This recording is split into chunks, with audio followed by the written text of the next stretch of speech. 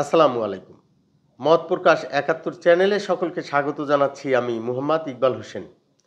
গণতান্ত্রিক ছাত্র সংসদ নামের একটি ছাত্র সংগঠনের আত্মপ্রকাশ করেছে বৈষম্য বিরোধী ছাত্র আন্দোলনে যারা ছিল তারা, এবং এই সংগঠনটির স্লোগান দেওয়া হয়েছে স্টুডেন্ট ফার্স্ট ও বাংলাদেশ ফার্স্ট। এখন প্রশ্নটা হলো, এই আত্মপ্রকাশের দিনেই তারা মারামারি, হানাহানি, হাতাহাতি দিয়ে যে আমাদেরকে যে মেসেজ বার্তা তারা দিয়েছেন সেটি হলো যে এই সংগঠনের মাধ্যমে যে সারা দেশে মারামারি, হানাহানি, লুটতারাজ, ভাঙচুর, অগ্নিসংযোগ ঘটবে তারই কিন্তু একটি বার্তা তারা তাদের আত্মপ্রকাশের দিনেই কিন্তু দিয়ে দিয়েছেন। তারা কিন্তু শুরুতেই আমাদেরকে বুঝিয়ে দিয়েছেন যে আমরা কারা।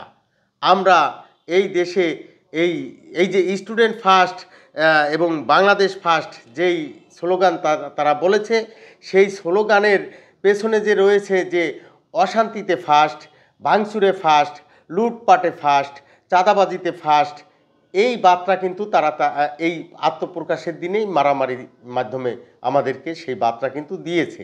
অন্যদিকে দেখেন যে এই সংগঠনটি আবার সেই যে এই আসিফ মাহমুদ, তারপরে এই নাহিদ ইসলাম, এই হাসনাত আবদুল্লাহ, সার্জিস আলম, তারা যেই দলটি করতে যাচ্ছে যেটি সেই সংগঠনেরই যে ছাত্র সংগঠন হবে এটি, সেটি কিন্তু আর বলার অপেক্ষা রাখে না।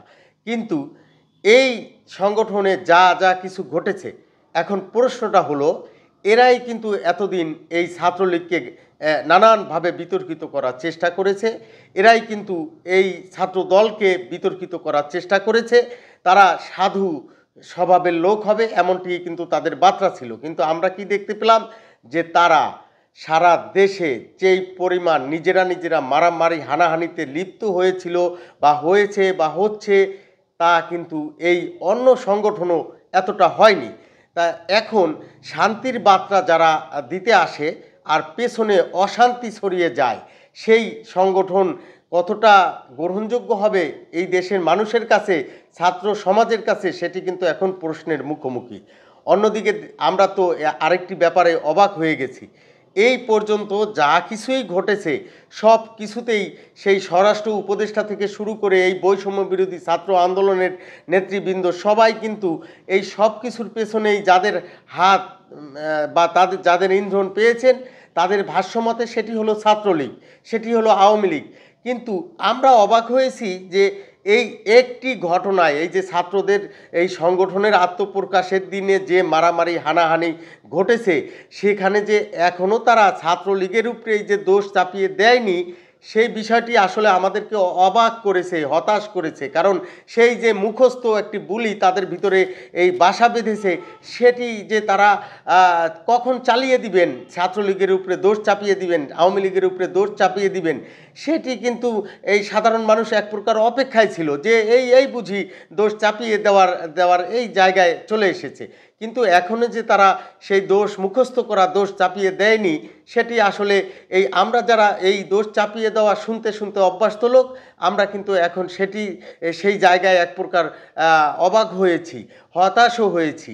কারণ আমরা এক প্রকার এখন অভ্যস্ত হয়ে গেছি যে এই নিজেরা তারা ঘটনা ঘটিয়েই তারপরে এই ছাত্রলীগের উপরে যে দোষ চাপিয়ে দেয়, আওয়ামী লীগের উপরে দোষ চাপিয়ে দেয়, সেটি এখন একটি মুখস্থ ব্যাপার হয়েছে। অন্যদিকে এই দেখেন, এই যে এই এই ছাত্র সংগঠনটি যে আত্মপ্রকাশ করার পরেই এই যে এখন এই বেসরকারি বিশ্ববিদ্যালয়ের ছাত্ররা এই ঢাকা ব্লকেডের ঘোষণা দিয়েছে, এই সংগঠনকে আবার যারা আত্মপ্রকাশ করেছে তাদেরকে অবাঞ্ছিত ঘোষণা করেছে।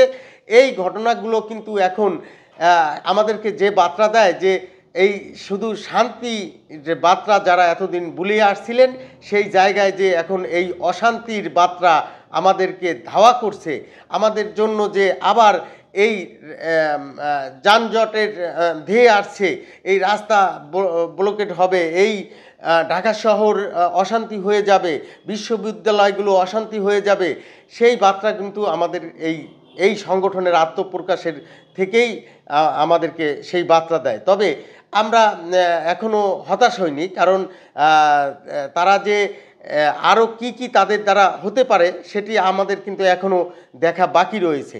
কারণ এই ছাত্রলীগ ভালো না, ছাত্রদল ভালো না, কিন্তু ভালো তো আপনারা, এই ছাত্রদের দল যে সংগঠনটি হলো সেটি তো ভালো হবে, কিন্তু ভালোটার নমুনাই যদি এমন হয়, এই প্রবাদ রয়েছে কিন্তু যে মূল্য বাড়ে তা পত্তনেই বোঝা যায়।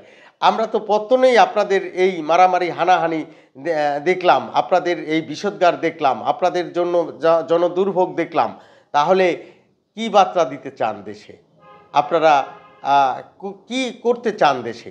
আমরা 5 আগস্টের পরে এই দেশে কোনো শান্তি কিন্তু আমরা দেখিনি। আমরা দেখেছি যে এই দেশে যারা মারামারি হানাহানি করবে, লুটপাট করবে, ভাঙচুর করবে, চাঁদাবাজি করবে, সব কিছুই বৈধ হয়ে যাবে যদি সে আওয়ামী লীগের বিরুদ্ধে থাকে।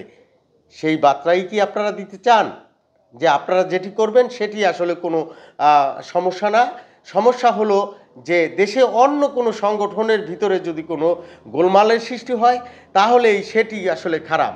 আর আপনাদের ভিতরে এই ছাত্রদের ভিতরে এখন যারা এই বৈষম্য বিরোধী ছাত্রদের কথা বলে যারা এই নতুন সংগঠন দাঁড় করালেন, আত্মপ্রকাশ করালেন, আপনারা যা করবেন সবই বৈধ, তাই তো? নাকি এই দোষ ছাত্রলীগের উপরেই চাপানো হবে? সেটি দেখার অপেক্ষা রেখে সেই সকলের সুস্বাস্থ্য এবং দীর্ঘায়ু কামনা করে শেষ করছি। আসসালামু আলাইকুম।